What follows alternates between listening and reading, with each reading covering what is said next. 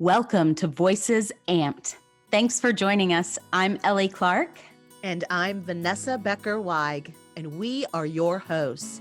Voices Amped is a place for us to share space and lift the voices of artists, activists, community leaders, and organizers, all of whom have inspired us and our work.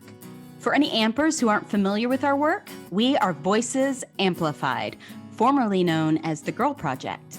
You can learn more about our arts advocacy work or support us by going to voicesamplified.net. If you want to put a face to a name, watch our interviews on YouTube by searching and subscribing to Voices Amplified. Thanks for listening, and remember, be curious, be courageous, take up space, and make some noise. This week, we want to give a huge shout out to our Seeds for Success sponsors at $100 plus annually, Mike Gross and Amy Duran, Tasha Fowler, and Tiffany DuPont Novak. Yay! Thank you so much. Thank you. Today on Voices Amped, we are amplifying the voices of our youth. Our guests today include 4 high school students who are participating in the Activate Artists with Purpose program. Voices Amplified is excited to announce that very soon, Activate will fall under the umbrella of our programming. This coming weekend, these young people will perform Cabaret for Change and Into the Woods Junior. They will be collecting donations for Brothers Run, an organization that promotes school programs providing adolescent mental health, suicide prevention, and awareness. They will talk about their work on their podcast, Activate on Air, their work on Cabaret for Change, and will give us a glimpse of the challenges of being a teen during the pandemic. Young people inspire me every day. I know you will enjoy our conversation. Welcome and thanks for listening. This is Voices Amped. I'm Vanessa Becker Weig. And I'm Kennedy Johnson, and we are your hosts. We have a full Zoom today as we have a group of super intelligent artists and activists. These young people give me hope for our future. All 4 guests today have a lot in common as they are part of Activate, a new theater education company that was born out of theaters closing, the pandemic, and the realization that moving past the pandemic, theaters are on a course to refocus our work in the community as a catalyst for change and for diversity, equity, and inclusion. They also started the teen-generated and produced podcast, Activate on Air. Woohoo! They are all students at Woodford County High School, which is where I went to high school. Sophie Hill is a senior and student director of Activate. Sophie will be attending Carleton College. She's an all-around amazing creative singer, actor, dancer, writer, and costumer. Sophie is a Gemini, versatile, expressive, curious, and kind. That seems very like you, Sophie. Maeve Denton is also a senior, and she is the Activate marketing intern. Maeve is still working out the post-high school plans. She is a triple threat, but let's be real, this girl is a fierce singer. Maeve is an Aquarius. She's deep, imaginative, original, uncompromising. Original is very much you. Sophie and Maeve are the co-hosts of Activate on Air, and if you listen, which you should, they are quite funny. Their witty banter back and forth is pretty hilarious. Now, Brodie Blair is a senior who will be attending Berea College. Brodie is a multi-talented artist who just directed his first show at Woodford County High School, Little Shop of Horrors. Brodie is the sound designer for Activate on Air. Brodie is a Leo. Dramatic, outgoing, and fiery is the description for a Leo. We're going to talk about that very soon. Rylie Sudduth is a sophomore who I think we could all agree is wise beyond her years. She is a triple threat artist who is a fantastic writer. Rylie conducts the interview segments on Activate on Air, and I think she may have a career in investigative journalism. Rylie is a Libra, fair-minded, diplomatic, and gracious. Ding, ding, ding, ding, ding, ding, ding. I'm curious about, so I don't know how much you all know this about me, but I am obsessed with astrological signs. Like, I love to know what people's signs are. I love to figure out if they follow suit, because I think that a lot of people do. So with those basic descriptors, I mean, the descriptions could go on forever, but those are like basic descriptors of those astrological signs. How do we feel? Do those match up? Yeah, Sophie? Yeah. I think that I connect more with my moon and rising sign than I do my Oh, sun sign. interesting. And I'm a Gemini rising and a Cancer moon. So okay. yeah. I can see it. How about you, Sophie? Yeah, I mean, I've always definitely felt like a Gemini. It feels very true to me, the whole like two sides thing. I think I'm not two-faced, but I'm adaptable. So that's where it hits home. Yeah, I'm a fan of Geminis. Ellie is also a Gemini, and she is someone who examines all sides. So like where I'm a Pisces, so I'm like super passionate, gotta just get in there and get your hands dirty. Where Ellie steps back and she's like, okay, but have we looked at this? Have we looked at this? Have we looked at this? How about this? So yeah, I think, yes, you definitely got that Gemini thing going on. What about you, Rylie? I kind of like the Libra descriptors for me. I think diplomatic and fair-minded is what I try to be, at least.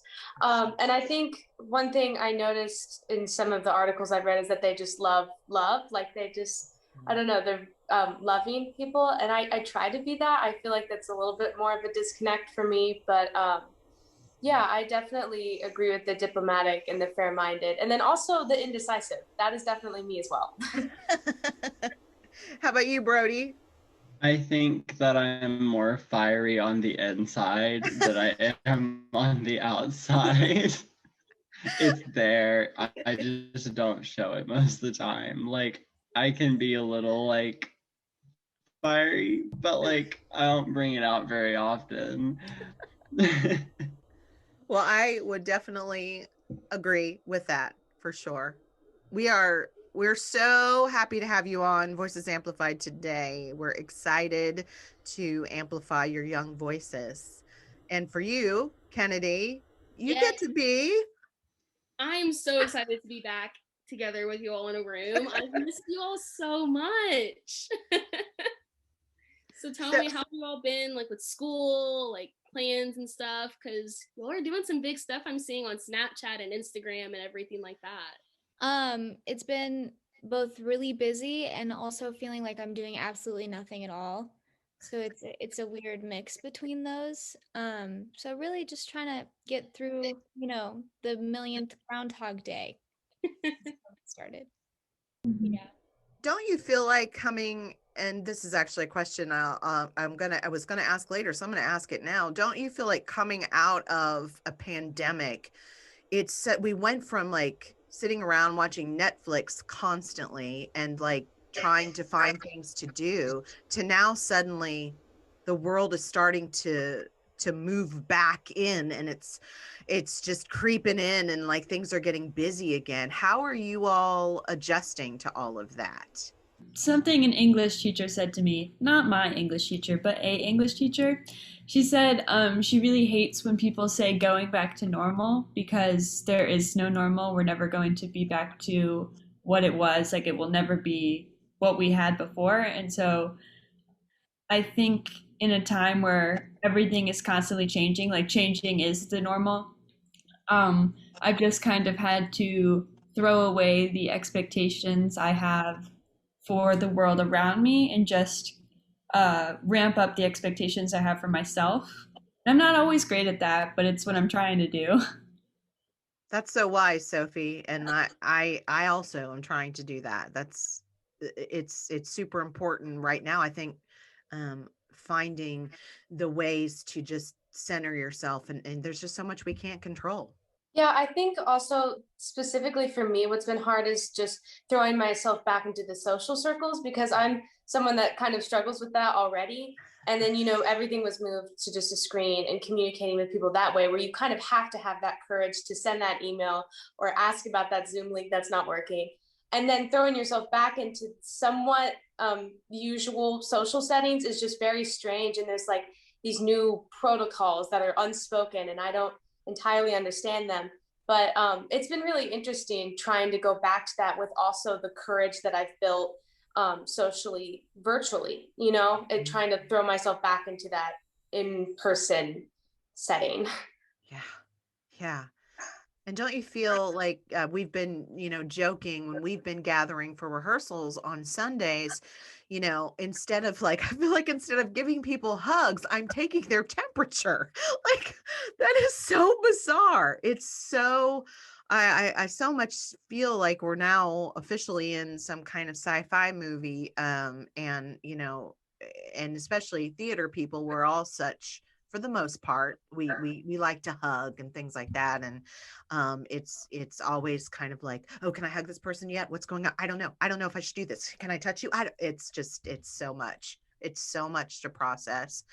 And I'm in awe of anybody who's processing it. We're going to talk more about that kind of stuff very soon, but I want to talk with you all about Activate on Air. So tell our ampers what the themes of your podcast are. I guess I should take this one. That feels only fair. So it's sort of, without being so extremely broad, I think we really wanted to look at art in its many forms and how it contributes and shapes our culture.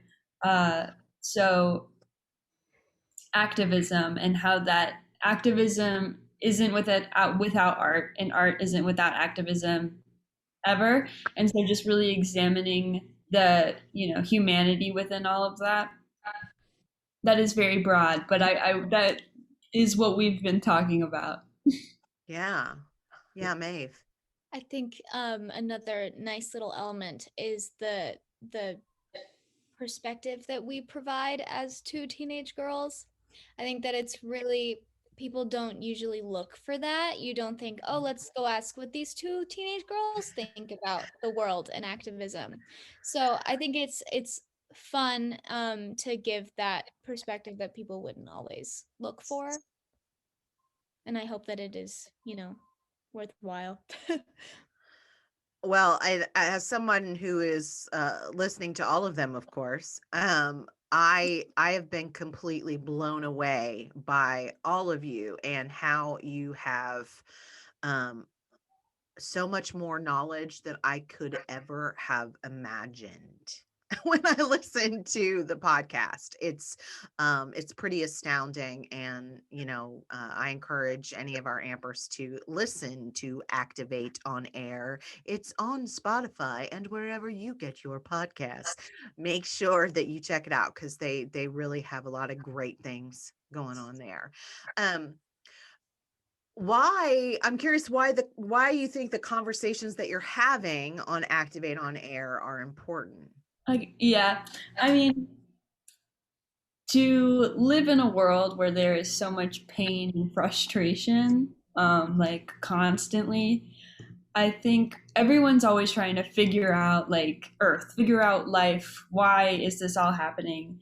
And I think when we try to just explain why with our words and our thoughts, things can get sort of they bounce around in here, and it doesn't always make a lot of sense. And so when you're able to see it in art and inject it into the art you're making, you're able to see undertones that you might not have originally thought of just in the confines of your mind, or even just in a conversation. So I've always thought that art is the most effective mode for transporting your ideas to other people, especially. So having conversations about the power of language and the power of using it purposefully, and how that can make, such large changes in the world we live in. And that's important to me. Maeve? I think that we also talk a lot about how we think that people can best use activism, talk about the different ways that it's most effective, which is kind of hard to talk about sometimes because you never want to tell someone the art that they're putting out isn't doing, the most that it could. But it is still a nice conversation to have. Like, how can we make what we're doing the most impactful? I And I love think that. I love that. And I found that really interesting. I've actually been having a conversation which has made me tweak the Activate name to artists with purpose versus art with purpose, because truly all art has a purpose. It really, really does. It all has a purpose. So I like how you are addressing that, Maeve, with the fact that, how you can make your art the best that it can be, because all art, it does. It absolutely has a purpose. Good. Anybody else want to chime in on any of that? I think any opportunity we get to talk about how, this system that we built, like Sophie said, we're trying to figure out Earth together. We're trying to break it down. And there's a certain system that's been built that there are certain aspects of it that are harmful to others. And those are starting to come to light more because people are having more courage to talk about it. And two people talking about it just openly is very nice to hear, also because it shows that we're all trying to figure this out. No one's alone in trying to, exist under the pressure of trying to make all this change yourself. But when you have other people, in your ears in a podcast talking about how they're trying to break it down, their own opinions, trying to talk about how they are figuring it out, not only in general, but with their art form, is very nice to hear, because it reinforces the message that, it's cheesy, but we're all in this together. We're all figuring it out together. Cue High School Musical. Thank you. So true. So true though, Rylie. I mean, I love the fact too that you all are having these conversations, and you are learning from each other, which I think is super important right now. Like, we all need to be listening and learning from each other, because we all make mistakes, and it's all a process for everybody. If you were to pick one episode from Activate on Air so far that you would really, really like for our ampers to listen to, which would it be? And you all might have different ones. I think the cancel culture episode, Mm-hmm. that one was very fun to film. And also the way that idea came up, Sophie and I just started arguing about it one day. We were like, stop talking about this. We have to save it for the podcast. It was just very organic, just me and Sophie being friends and talking about an issue that we kind of disagreed on. So I like that one a lot. Yeah. And I just to chime in here, again, you can tell that the two of you are very good friends. Your natural flow of conversation with each other about these topics is really, truly fun to listen to. Anybody else have, besides the cancel culture one, that you would say would be the one? Okay, so being the only one who's not actually on the podcast, I honestly think that they started out very strong with the first episode, and it's not the most, like, I don't want to say, I don't know, like activism-y, like it's about like high school theater stuff. Yeah. But it's just so like entertaining, and it's like still like focusing on activism, but it's like a very like specific piece of it, so that it's like very like they can get like into like the nitty-gritty and the details of all the like high school theater things, and it was just really entertaining. All the episodes are entertaining, but I just really like that first one. I thought it was great, and that they started out very strong, and it only got better from there. But I just think the first episode, like, it's just perfect for me. I loved it.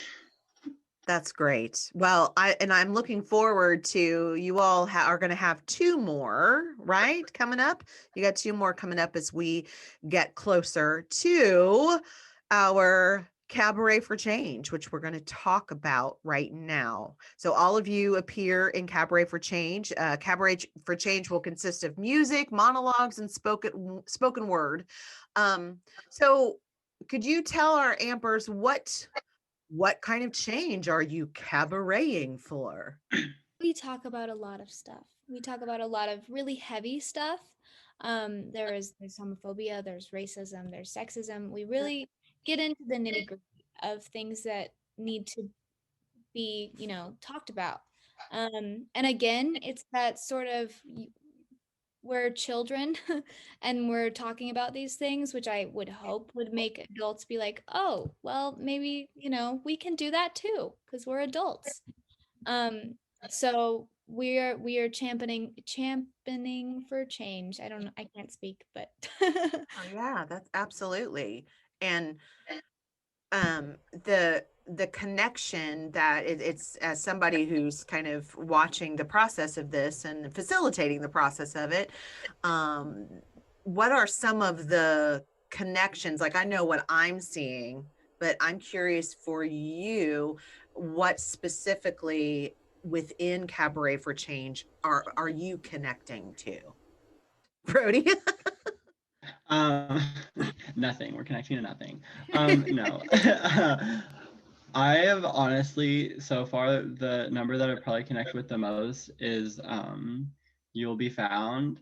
And we like don't really even, it's like mostly dancing and then that like little bit of singing at the end. But like that song, I'm not the biggest Dear Evan Hansen fan, not gonna lie, but that song is just such a good song. It has such a good message. And even though it might be a little overplayed, like at the end of the day, the core message is still there. Yeah. And like when you're just dancing and you're not singing it for the 5,000th time, it's like, oh wait, we can like listen to these lyrics and like really like connect with them. And like with that movement, especially in the beginning where it's like very like individualized and like flowy contemporary style, like it's like really, it hits home and connects with me because I've struggled with mental health issues for a very long time now, and I've gotten through it with like dance and music and stuff, and so that song just like specifically really hits home for me, and every time I do it, like I really like connect with it as I'm dancing. I'm like, okay, yes, like trying not to cry sometimes. Like it actually, like I connect with it like that much that I've actually like gotten to that point. It's a really good number. Even though I don't do much other than dancing, it's like really great dancing with a song that just like hits home. Yeah, it's great to watch and see how connected you all are to it.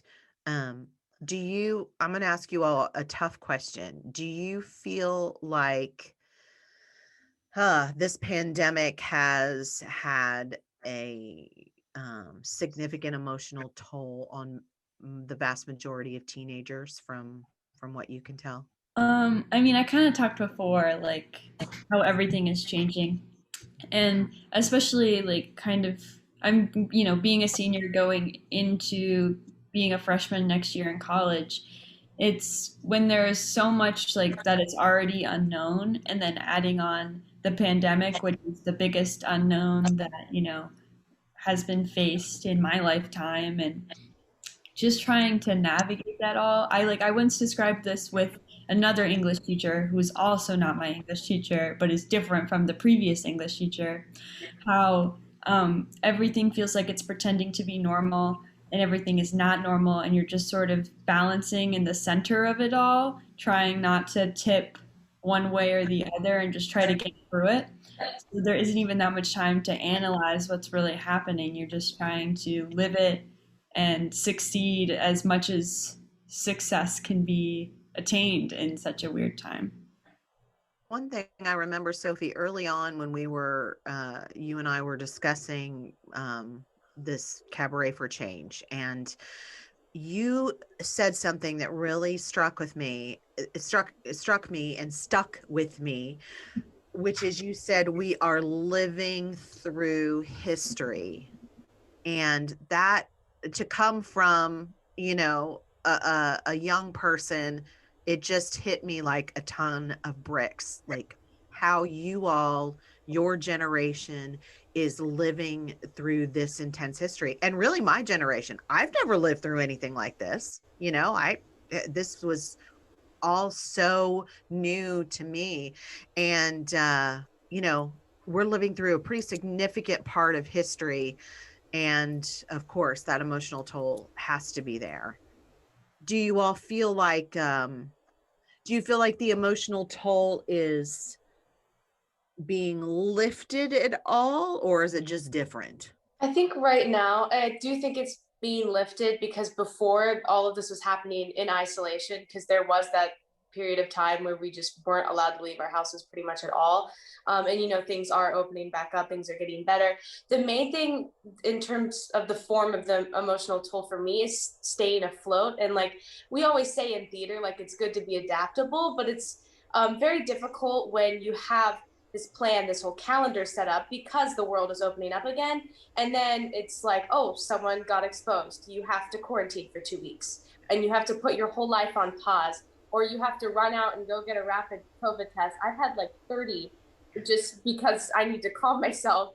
And it's just a lot to like have some of the life getting back to somewhat near what it was. Like we said, there's no normal, and then have one instant, one person just completely put your life on pause for 2 weeks is very scary. Knowing that threat can come at any minute is terrifying.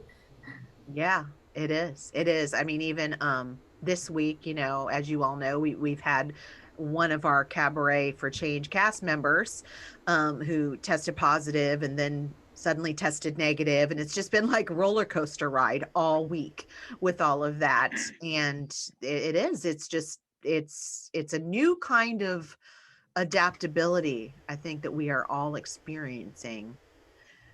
For Cabaret for a Change, just I want to talk about a couple logistic things for our ampers. What are some of the musicals that we are showcasing?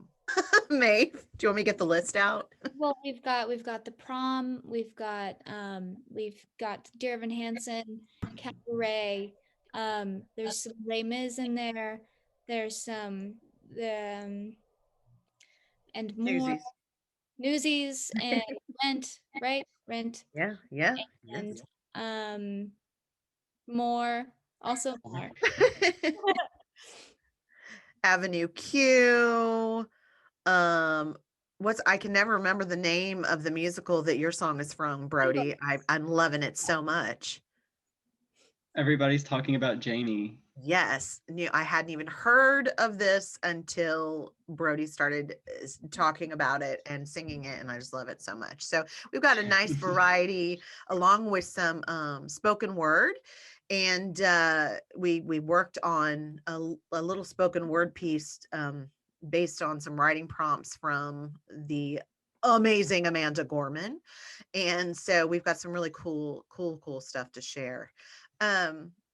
Rylie, I would love for you. So I talked in the introduction of this podcast about how this young lady was wise beyond her years, and she wrote a letter to the organization that we are raising money for. And I haven't really talked to Rylie about it since, but I have had 3 different emails from 3 different family members of Brothers Run. And they were just completely floored and very taken aback in an emotional, heartfelt way by your letter. So Rylie, would you tell our ampers a little bit about Brothers Run and why we reached out to Brothers Run? They're going to be recipients of some funds that we'll be raising. Yeah, Brothers Run is a nonprofit organization that advocates for suicide awareness because the family behind it, both 2 of their sons passed away due to taking their own life, and they want to spread the word about making people who are in emotional pain, you know, dealing with strong mental health issues, making them feel less alone, making them feel like there is a safe space that they can come to if they need help, because there is a lot of stigma around mental health, and it's very scary to admit when you are going through something. And the fact that it's such an invisible thing makes it even more difficult. So creating that safe space for people is really important to me, and this is what Brothers Run is also doing. And it's called Brothers Run because there's typically a race, so they run and they raise money. But we reached out to them because one of the themes in our cabaret is mental health. We are talking about Dear Evan Hansen, there's a lot of mentions of suicide and depression and social anxiety in that musical. And also just as teenagers, I feel like it's a very common thing, and it's very common for teenagers not to talk about it. I know the suicide rates in teenagers are very high right now, especially with the pandemic. So talking about it and further creating that safe space for people is very important. And we want to uplift people, charities like Brothers Run that are also working to create that safe space. Kennedy, I would love to turn it over to you. So I know that we touched on it a little bit earlier, but what would you all say has been the most challenging part of living through the pandemic, especially at young ages? I think the hardest part for me has been trying to stay positive and like find that positive thing. Like even starting back school and starting back like theater stuff in like October times, it was still really hard because it was just so different. And unlike Vanessa, I've never been adaptable. I'm not very good at adapting. And so this was just a nightmare for me. But it's been really hard to just like look at like the positive parts for me. Like even though we're getting back to that like closer to normal, it's still just like so far removed from especially what I thought my senior year was going to be, that it's hard to like stay like positive and be like, oh, it's fine. Like, I am, so grateful for everything that we get to do, but it's just so weird and so like different from what I was expecting out of an already like crazy year. So it's just been tough to get through and like stay positive the whole time. Yeah, I definitely agree with that, especially as a senior, because like you're already, senior year in itself is such a different year than any other of the academic years in high school. So when you're preparing to be a senior, you're already stepping into some different shoes. But then you're also having the curveball of a pandemic, and then it's like right after this, you have to adapt to a whole nother home. So it's just, you guys are really going through a lot, but I'm so proud of what you all are doing and overcoming it. So keep going. So, I really like my alone time a lot. And being put in a position where all I had was alone time for a long time made it really hard to come out of that. So it's very hard for me to leave my house, period.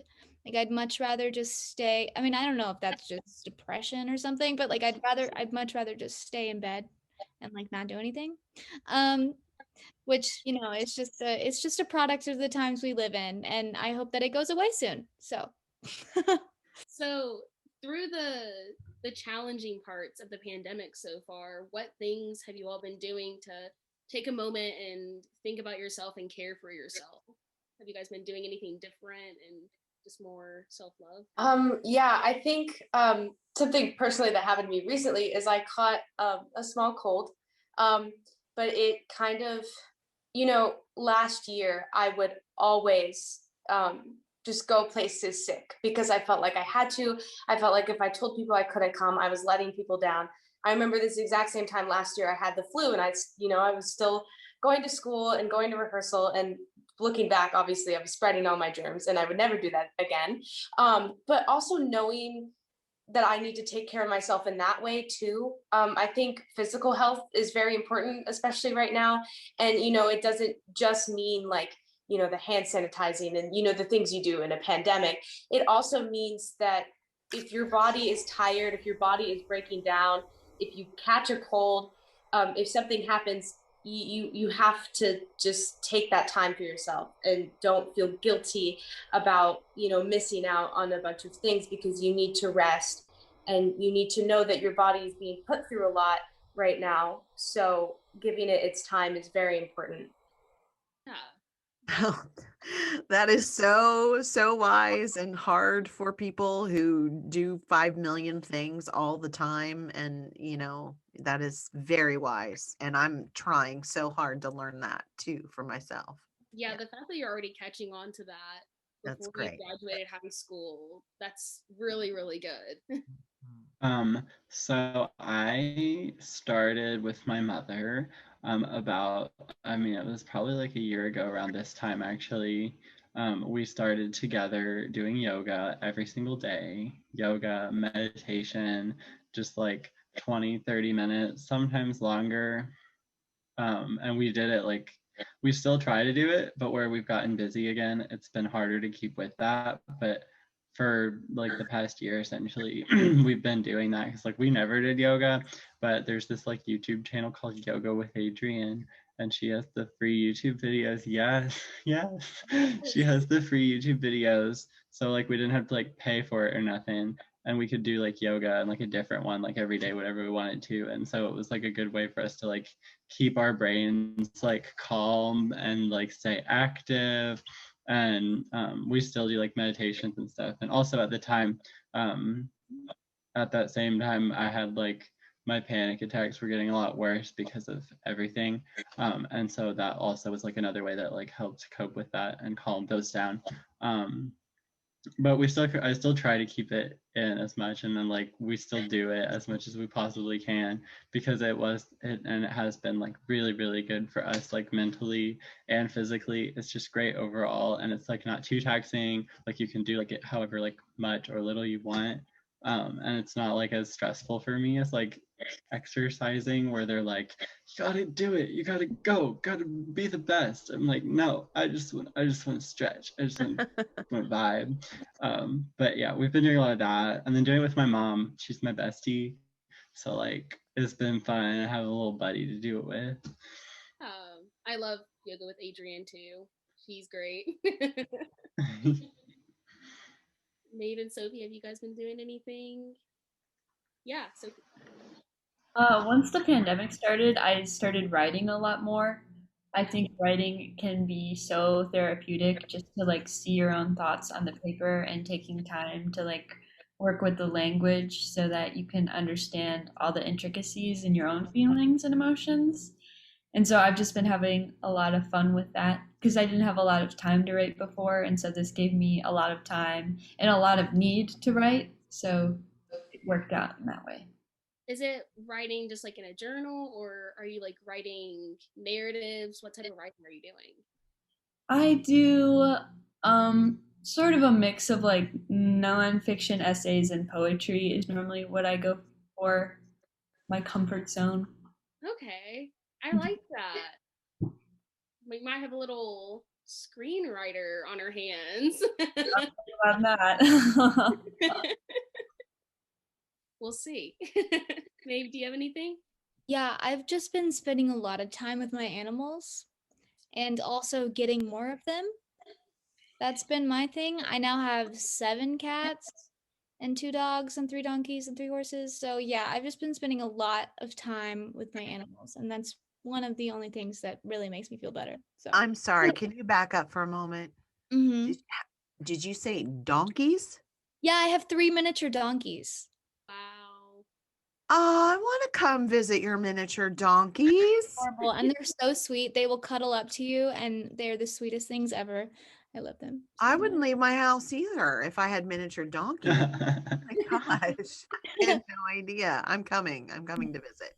Who inspires you all? My grandma recently passed away, and she was the most blunt woman in the world. And I just aspire to be that. I want to be able to say what I mean and not miscommunicate, which is sometimes an issue for me. So she inspires me to be better about that. She was very much, you could see what she was thinking on her face all the time. And if she told you something and didn't get it out the right way, she would come and find you and tell you what she actually meant. And I want to be like that. um, I honestly, I've like heard that question a few times before in the past, and I can never think of like a real person, like just one single person that inspires me. And thinking about it more, I think like most of like the people I meet, like friends and family, like They all inspire me in different ways. Like aspects of everyone here just like inspires me in different ways. Like Vanessa, she's inspired me to be a pretty good director. Like I use like the things she has taught me over the years. Maeve inspires me to speak my mind. Rylie inspires me to be like freaking like so mature and like just like she's just the best. You all know she's the best. Sophie is like I always go to her for like advice, like real advice, because I know that she will tell me the truth. And she's always inspired me. Like I've always looked up to her, like literally since we were in like 5th grade. And Kennedy Johnson is amazing and like she's so sweet. And I miss her. I haven't seen her forever. But she, literally like everyone inspires me. Like I could go through like every single person I met, like the people that I like. And find something in like everyone that like inspires me in some way, because like I can't pick one person. There's no one person who inspires me alone. Wouldn't the world be a better place if people could go through life just being inspired by people? Yeah, that's a really good attitude. quality. It is. Possess, like keeping mental notes of everyone that you've met, and just that just shows that when you're spending time with people, you're truly invested in them, and whatever they say or whatever you do with them, you always like have a memory, you take something away from that. So I admire that quality. This is sort of what I always say, but I'm in love with my mom. She is just the best mom. No offense, other moms out there. I'm sure you're also very good at your job.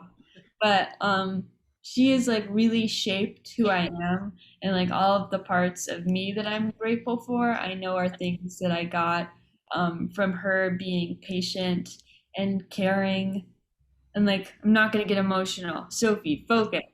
But she's always really believed in me, and that's like so totally important. So yeah, mom. Rylie, who inspires you?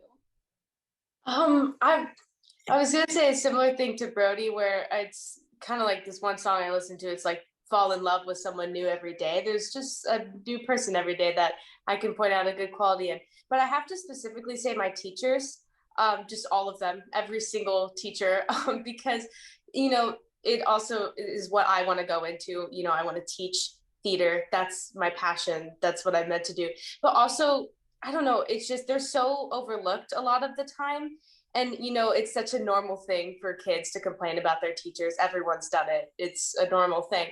But teachers they guide us through. I mean, that's what they're meant to do. Their sole purpose is to help us grow up and help us find what we're meant to be. And I feel like that's such a hard thing to do, is to get to know all these people and try to help them in the best way possible, and knowing that you're never going to be perfect. There's going to be kids talking about you behind your back, no matter what, is such a difficult thing to live with. And I just constantly find myself staring at my teachers like, this is what I want to do, but I don't know how. I don't know how you have the patience and the strength and the time to do that. So yeah, I find something really cool about all of my teachers usually. Is there a specific teacher that has just kind of taken you under their wing, or just this one teacher inspires you the most? Well, I have to say specifically Vanessa. I mean, she's always been there ever since I started theater. I mean, she's always been there, super just strong and resilient and adaptable. That's what I'm always trying to emulate. And like the reason I have the passion to teach theater is because of Vanessa. But I also have to give a shout out to my English teachers. they're always there for me. English papers, I always find myself rambling and getting way deeper than I mean to, and then I submit papers and they read them and they like them, so I shout out to them too. Yeah, teachers, we appreciate you, but Vanessa, we love you so much. Oh, you guys, thank you. Oh man. Well, I mean, you talk about inspiration, I have a lot of different inspirations, but I'm mostly, I mean, that's why I keep going back to young people. Like I keep trying to do these other things that involve like, I always joke about that I just like young people so much more than I like people my not really my own age, but just I love creating with young people because you have so much to give, and there's so much intelligence that people that aren't always open to.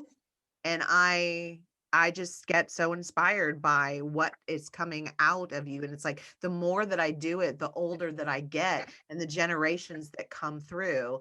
Not to say that the young people that I worked with when I was in my early 20s aren't bringing as much, but it's like, it seems like the more I go along in life, the more that young people just really know what life is about. And that is so inspiring to me.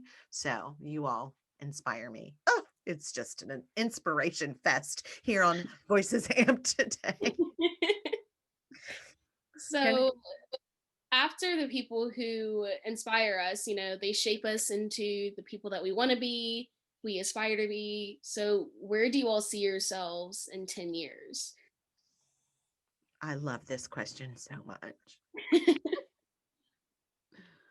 I mean, I'm not really one to like plan or even like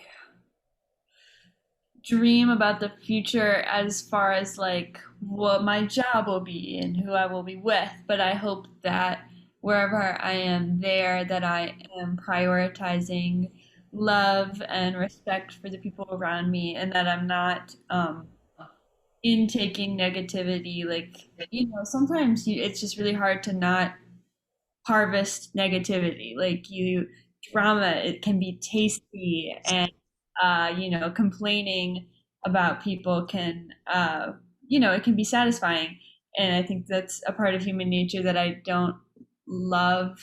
And so I hope that in 10 years I've really mastered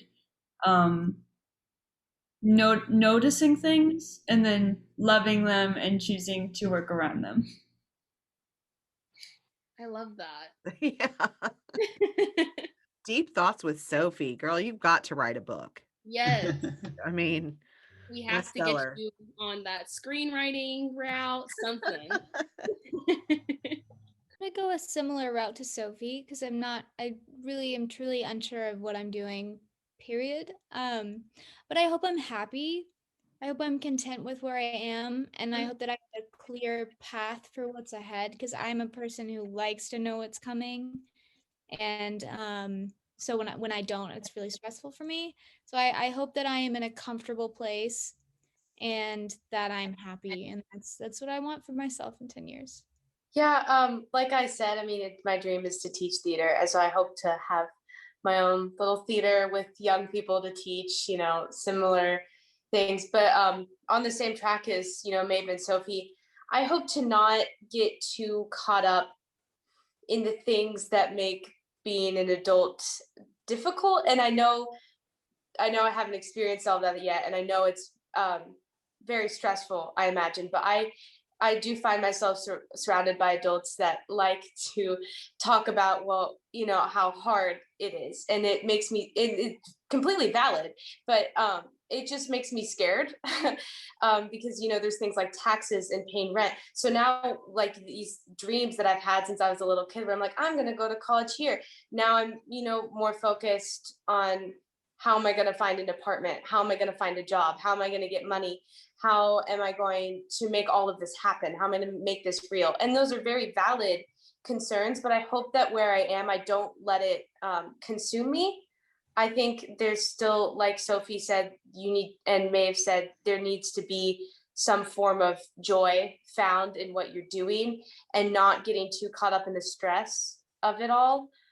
Because it is stressful and it is difficult, and I know that it's stuff that has to be done, but I just don't want it to completely take over my personality to where it makes me like a grumpy person, Yeah. My girlfriend and I always say adapt and overcome. So, if you want to go to New York City and just like start your theater business there, just do it. Don't ask how. Just do it and you'll figure out how once you get there. I want to be happy. Like everyone said, I want to be happy. But I also, whatever I do, it's definitely going to be something with music. I don't know what it's going to be, but I just love music way too much to not have that in my life. And I just want to inspire people. That's what I want to do. I don't know what, I don't know how, but I want to inspire people, and I want to like see the world, and I want to like make change happen and make people like happy, because a lot of the world can be crappy right now, and I just want to like be the person that brings people happiness in their life some way. What a great way to wrap up. That is all of you. Your 10-year trajectory is really inspiring. We're going to move on to our campfire section. So that means Sophie and Rylie, you'll get yourself ready for that. The campfire is a moment for our guests to share inspiration with our listeners and us.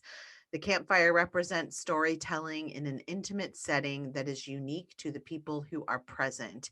In our activism work, we refer to this as the closed container or circling.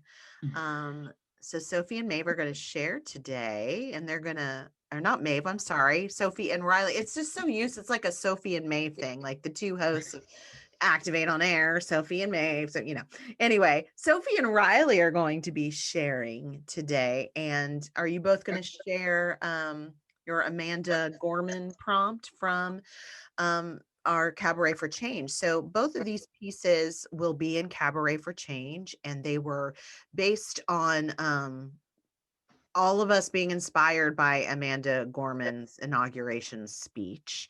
And so it will be broken up amongst several cast members, but Sophie and Rylie are going to share that today. Okie dokie. When I look to the past, I see empty towns haunted by lost lineages, motivated by fear. When what we hear feels more and more like whispers thought to be forgotten, a wandering people wondering when home can just be home. When a word is mine, but it is also just a page in a worn-out book that was assumed to be mine. I can be something new, yet my new pages reflect a story told millions of times by millions of people within millions of pages. I stand on the backs of privilege, of lives that weren't necessarily easy, but lives uplifted by the norm and the standard. My feet push off the broadened backs of my past to land on the ground that welcomes. A consideration, a kindness envelops the soles of my feet. I get to acknowledge. I stand on the ground of new future, a system that is built on poison roots, the past ideals bleeding through every moment and every bullet hole of prejudice. I don't have to live it. A new future, however, a train station inviting progression, a ticket for everyone, and a need that people do not waste their ticket. I stand on the platform for not one man, not one norm, but for people. I stand on my past to rise for a new future, a new hope. I didn't have to live it, so I get to acknowledge it. Thank you both for sharing that. I'm excited for our audiences to get to hear those words from you all. We're going to wrap up the podcast with our rapid response interview questions. Now, remember, these are rapid response. So you try as hard as you can in rapid response to respond with the first thing that comes to your head. And Kennedy's going to ask these questions, and then you will respond in our alphabetical order. Take it away, Kennedy. All right. Are you all ready? All right. First one is, what is your favorite musical? Chicago. It's Chicago. I'm going to go Spring Awakening. I'm gonna go Cabaret. I am also going to go Cabaret. And if you listen to Activate on Air, which you should, you will find out more in-depth reasons behind this.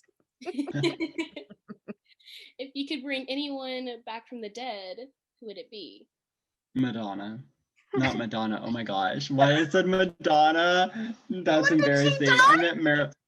I meant Marilyn Monroe. Oh my gosh. So you asked that question, and my intrusive thoughts said my grandma, and I can't think of anyone else. So I'm gonna go with my grandma. Robin Williams. Robin Williams. I literally cannot think of anything, no thoughts. So my brain just said a zombie. I would like to bring back a zombie so I could understand what it's actually like to be a zombie and not just like image that we've created. And that is my official answer. Love it. I love that. This will make it easier for you. If you could hang out with anyone living, who would it be? Keegan and Sarah. Love it. Taylor Swift. Oh, that's such a good answer. I have nothing. I have no thoughts. Just people without masks, please. I want to go back to that. Can we do that? Oh my gosh, wait, Stephen King. Ooh, I really like that one. Let's see. What do you want people to say about you when you're gone? That they didn't hate me. I want people to say that I was a party. I want people to say I was a good time. I would have to say, like, people pleasing. Part of me says just like nice. I would like people to think I'm nice. I want people to think that I am honest. Action, thriller, rom-com, or documentary? Rom-com. I guess thriller? I'm gonna have to go rom-com. Thriller. Well, thank you all so much. We are so grateful that you all came on to Voices Amplified today. We really wanted to amplify your youthful but wise voice. And we hope that our Ampers will come and check you all out in Cabaret for Change coming up on May 29th and 30th at Moondance Amphitheater. You can get tickets at www.activate.ludus.com. Thanks so much for listening, and we'll see you all soon. And that's a wrap. Thank you, listeners, and our guest for sharing the space with us. If you don't want to miss our next episode and you'd like to follow our work, you can find us on Instagram, Facebook, or Twitter at Voices Amped. Voices Amped is part of our arts activism initiative, Voices Amplified. Our team is me, Jenny Benavides, Vanessa Becker Weig, Ellie Clark, Dr. Margaret McGladry, and our intern and editor, Kennedy Johnson. If you have any questions that you'd like to hear from future guests, or if you ever have questions for us, hit us up on social media or email us on our website, voicesamplified.net. We'd love to hear from you. And remember, you can watch all of our interviews on YouTube if you search and subscribe to Voices Amplified. We'd like to thank Lauren Rourke for our podcast art, Tiffany DuPont Novak for our logo design, and Vanessa Davis for her beautiful underscore, I'm Doing Okay. You can follow her music at Songwriter Vanessa. We'll see you next time, everyone.